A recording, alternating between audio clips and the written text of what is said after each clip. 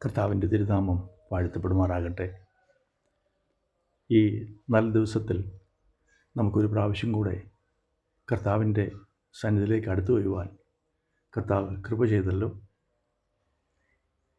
എല്ലാ പ്രിയപ്പെട്ടവരെയും കർത്താവ് അനുഗ്രഹിക്കട്ടെ എന്ന് പ്രാർത്ഥിക്കുന്നു.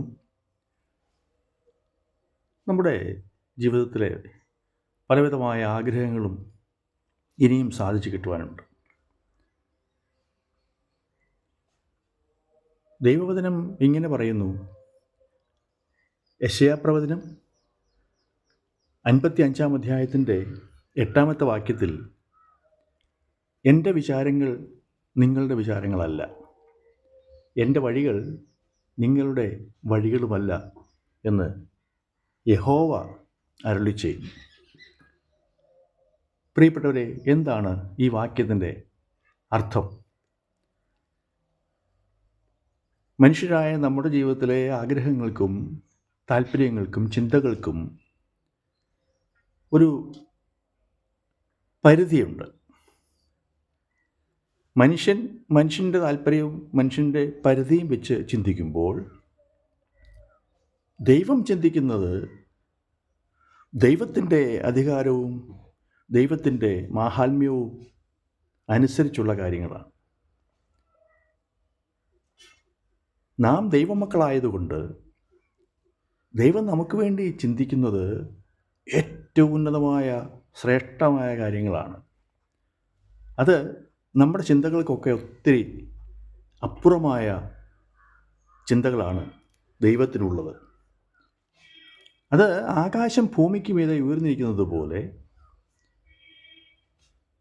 എൻ്റെ വഴികൾ നിങ്ങളുടെ വഴികളിലും എൻ്റെ വിചാരങ്ങൾ നിങ്ങളുടെ വിചാരങ്ങളിലും ഉയർന്നിരിക്കുന്നു എന്നാണ് ദൈവം പറയുന്നത്. നിശ്ചയമായും നാം ചിന്തിക്കുന്നതിലും നാം ആഗ്രഹിക്കുന്നതിലും എത്രയോ അപ്പുറമായ അതിശ്രേഷ്ഠമായ കാര്യങ്ങളാണ് നമ്മുടെ ദൈവം നമുക്ക് വേണ്ടി ചിന്തിച്ച് ഒരുക്കാൻ പോകുന്നത്. എനിക്ക് എൻ്റെ പ്രാർത്ഥനയ്ക്ക് ഇതുവരെ മറുപടി ലഭിച്ചില്ലല്ലോ എന്ന് ഓർത്ത് വിഷമിക്കേണ്ട. ഇതാ, എത്രയും പെട്ടെന്ന് അതിശ്രേഷ്ഠമായൊരു മറുപടി നമുക്ക് വേണ്ടി നമ്മുടെ കർത്താവ് ഒരുക്കിയിട്ടുണ്ട്. അത് അധികം താമസിയാതെ തന്നെ നമുക്ക് നേരിട്ട് കാണുവാൻ ഇടയാകും. കാരണം നമ്മൾ ആഗ്രഹിച്ചതുപോലൊന്നും അല്ലല്ലോ കർത്താവ് ചെയ്യാൻ പോകുന്നത്. ഏറ്റവും ഉന്നതമായിട്ടുള്ള അത്ഭുതത്തിൻ്റെ വഴികളല്ലേ കർത്താവ് തുറക്കാൻ പോകുന്നത്.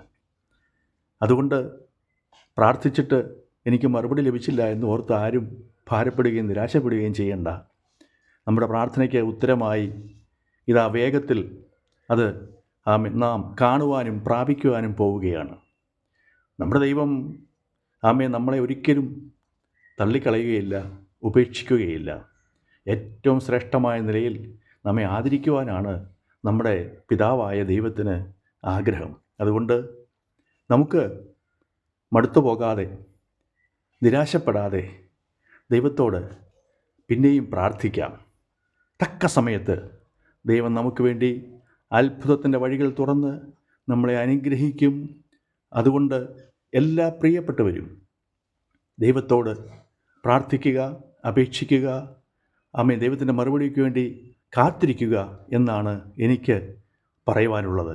അവൻ നിങ്ങൾക്കായി കരുതുന്നതായാൽ നിങ്ങളുടെ സകല ചിന്താകുലവും അവൻ്റെ മേൽ ഇട്ടുകൊള്ളുവീൻ എന്ന് ദൈവം പറഞ്ഞിട്ടുണ്ട്. അതുകൊണ്ട് എല്ലാ ചിന്തകളും ദൈവത്തിന്മേൽ ഫലമേൽപ്പിച്ച് നമുക്ക് മറുപടിക്ക് വേണ്ടി കാത്തിരിക്കാം. കരിസ്മ പ്രയർ മിനിസ്ട്രിയുടെ ഈ ലഘു സന്ദേശം നിങ്ങൾക്ക് ആശ്വാസവും സമാധാനവും തരുന്നുവെന്ന് അറിയുന്നതിൽ സന്തോഷമുണ്ട്. മടുത്തു പോകാതെ പിന്നെയും ദൈവസന്നിധിയിലേക്ക് അടുത്ത് ചെല്ലുവാൻ എല്ലാ പ്രിയപ്പെട്ടവർക്കും ഇടയാകട്ടെ.